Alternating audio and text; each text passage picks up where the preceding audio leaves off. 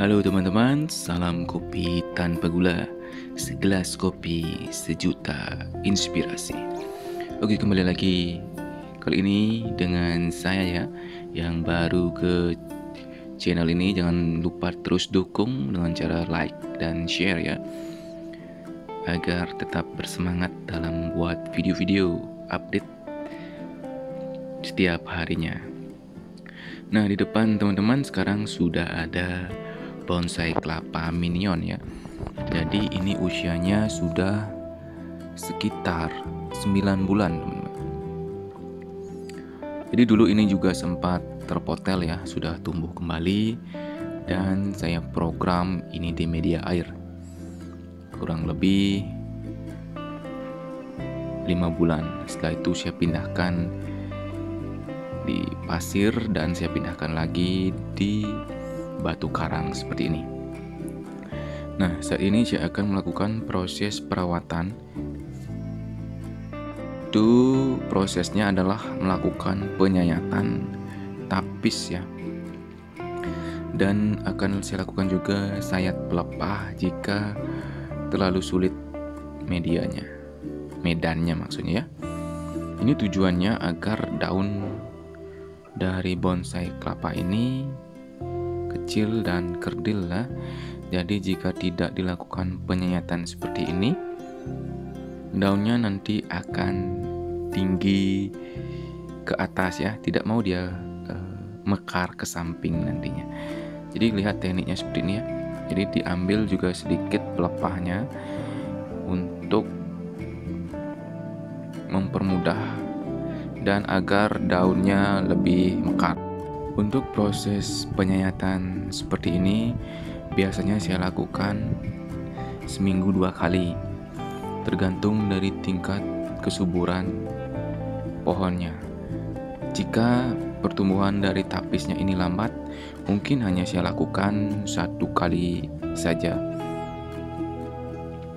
Jadi tetap berhati-hati saat proses penyayatan seperti ini teman-teman. Nah, ini dia.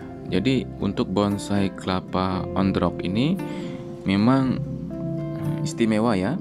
Nah, jadi dengan sebuah batu karang yang dililit oleh akar, itu akan menambah nilai seni ya. Selain kita bisa memandang sebuah kelapa, jadi kesannya ini kita berada di sebuah pantai ya, yang ada pohon kelapa melilit karang itu.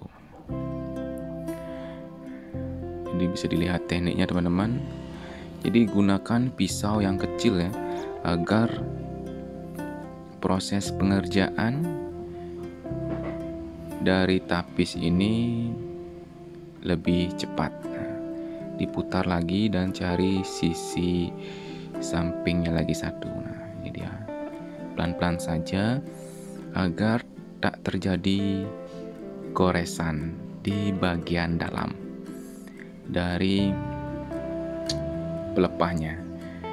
Karena jika terjadi goresan itu juga akan membuat sedikit kesan kurang bagus ya. Perhatikan posisi pisaunya juga, bagaimana saya melakukan penyayatan seperti ini. Jadi penting untuk pemula ya, saat proses penyayatan ini. Nah, yang saya alami kemarin itu ada 2 bonsai kelapa saya habis disayat karena musim hujan, curah hujan terlalu tinggi. Itu kena hujan jadi busuk dia teman-teman. Jadi perhatikan saat musim hujan yang deras seperti ini, jika habis sayat sebaiknya teman-teman letakkan dulu 2-3 hari di tempat yang teduh ya, agar tak terjadi pembusukan.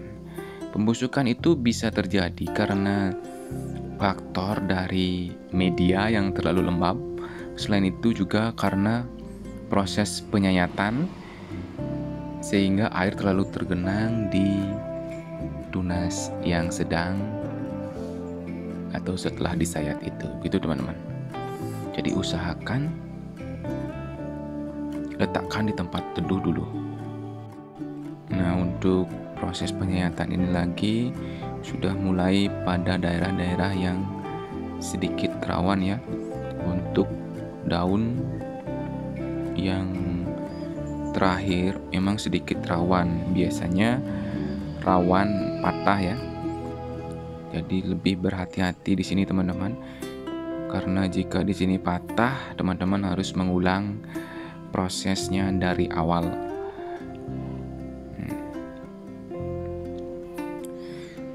Jadi diharapkan setelah teman-teman menonton video ini bisa mengaplikasikan apa yang saya terangkan di sini, sehingga bisa menciptakan bonsai kelapa yang bagus dan bisa dan layak untuk dipajang di interior ataupun di eksterior rumah ya, di teras ataupun di kamar. Jadi itu merupakan sebuah hiasan yang cukup bagus ya, menurut saya ya, sangat bagus malah.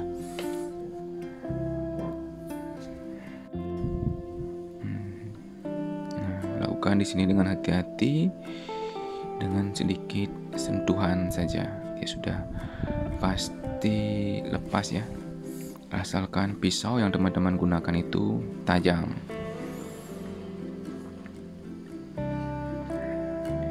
Setelah sayat bisa dilengkungkan lagi agar daunnya bisa mekar.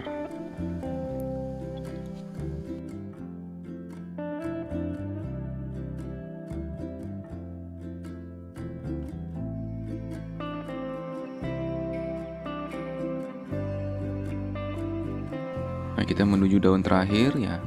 Lihat tekniknya seperti ini ya. Hati-hati. Nah, di sini juga selain berisiko patah, jika teman-teman terlalu menekan dan sampai tergores di bagian dalam tunas terakhir atau daun terakhir ini, itu bisa mengakibatkan daun yang tumbuh terakhir ini akan ada luka goresan ya. Tak hanya luka gores, daunnya juga akan berlubang membentuk garis, teman-teman. Jadi tampaknya nanti kurang bagus ya. Jadi harus lebih hati-hati dan lebih telaten. Ketelatenan ini akan teman-teman dapat jika teman-teman melatih setiap hari ya, setiap saat untuk melakukan teknik penyayatan ini.